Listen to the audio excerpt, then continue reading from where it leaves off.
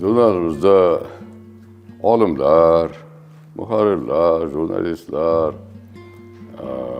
shoirlar ham ishlaydi. Qanday bo'lyapti ishlar? Yaxshimi? Salom yosh do'stlarim. Biz bugün siz bilan ko'p yildan beri xizmat qilib kelayotgan Tafakkur jurnali to'g'risida suhbat qilmoqchimiz.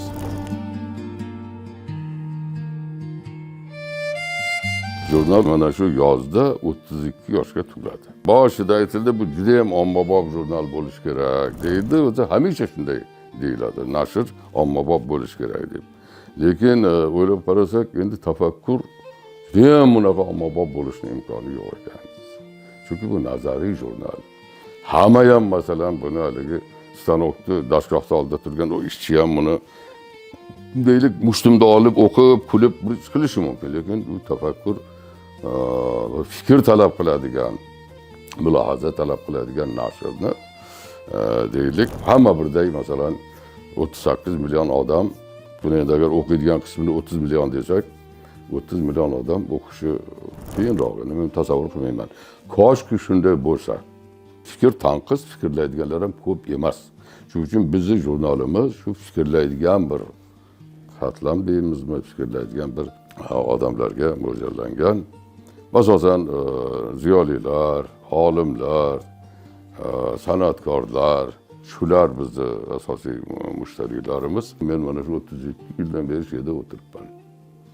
Yaxshi ko'raman ishimni.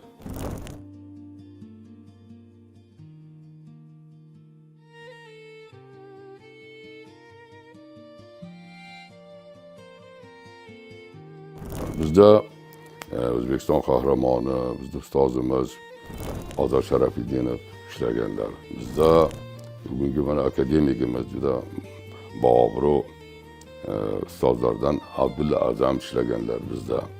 Bizda mana hozir devonda administratsiyada ishlayotgan, ko'p yildan beri xizmat qilayotgan zo'r publitsist, adabiyotshunos Murtazo Qarshiboy ishlagan. Bu yerda endi shoirlar ham ishlaydi. Deylik Muhammad Yusuf ham ozgina ishlab ketgan, Sirojiddin Said ham ishlab ketgan, Sirojiddin Rauf ham ishlab ketgan.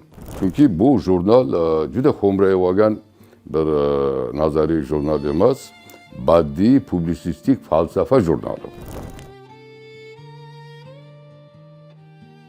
Yosh do'stlarim, sizga darrov boshqasini qo'yib Tafakkurni o'qishingiz kerak demoqchi emasman, chunki ko'pincha bosh muharrirlar faqat bizni o'qing, faqat biz yaxshi deydi. Yo'q, bizning yaxshi jurnallarimiz, yaxshi gazetalarimiz ko'p. Lekin agar sizni fikrlash, yangi fikr, keskin bir fikrlar qiziqtirsa, siz bizning jurnalimizni ham varaqlashingiz mumkin. Yosh do'stlarim, ham bugunni egasiz, ham kelajakning xo'jayinisiz.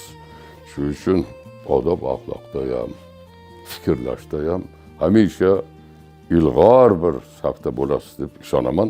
Shu yo'lda barchangizga omad, omonlik, g'ayrat tilayman.